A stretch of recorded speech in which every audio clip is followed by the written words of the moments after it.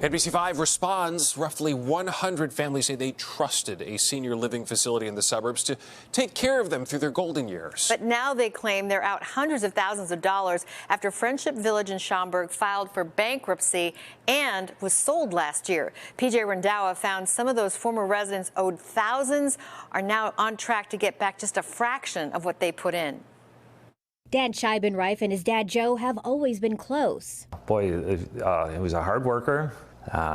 He was a Chicago fireman for 32 years. And Joe was always independent. So when he turned 80 just before the pandemic, he told his son he was moving into Friendship Village. It was a continuing care retirement community that promised independent living, but also had medical care on site if his health deteriorated. In his mind, probably, this was a way to relieve us of some of the responsibility of his failing health. The price of entry was steep, a $262,000 entrance fee and $3,200 monthly for rent. Joe's contract promised the majority of that entrance fee would be returned if he ever sold his unit. His financial legacy, I think, was one of those things that was really important to him. But just 2 years after moving in, Joe passed away. According to his contract, Joe's family should have gotten 90% of his entrance fee back when his unit was reoccupied.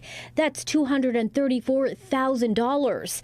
But soon after Joe's death, Friendship Village filed for bankruptcy. And nearly 2 years after Joe's passing, his family is still waiting for their refund. He was sold on this idea of bingo and bumper cars, not bankruptcy. The CEO of Friendship Village blamed the COVID-19 pandemic for the company's financial troubles. And late last year, the facility was sold to a New York-based company. And all those entrance fees owed to roughly 100 former residents and their families, like Joe and Dan, according to bankruptcy documents, only a small percentage will be returned. This $2 million that's been set aside by the purchaser is intended to cover the roughly $20 million of monies owed to these former residents. So it's roughly, as we understand it, roughly 10 cents on the dollar. So how could this happen? Per state law, all life care facilities are required to file mandatory financial audit reports annually with the Illinois Department of Public Health. NBC5 Response requested several years of Friendship Village audits, but it turns out in 2018, 2021, 2022, and 23, they didn't submit any of the required financial audits to the state. Here's CEO Mike Flynn responding to questions about the missing reports in a bankruptcy hearing last year. At the advice of our auditors, they had suggested not to complete an audit until we had a plan to get through the financial crisis. Where was the state?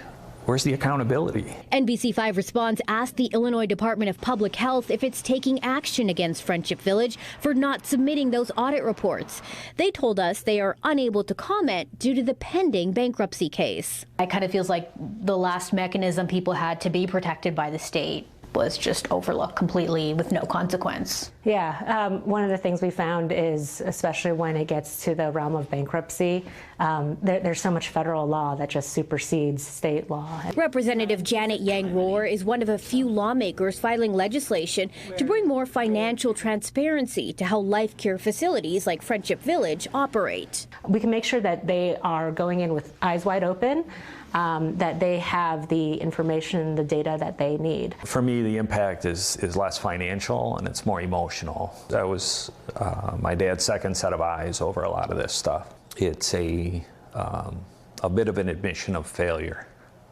Similar legislation has been shot down in recent years, but many hope the publicity around Friendship Village's demise will convince lawmakers that the life care system needs more transparency.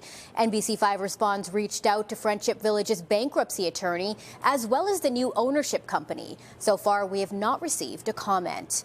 PJ Randhawa, NBC5 Response.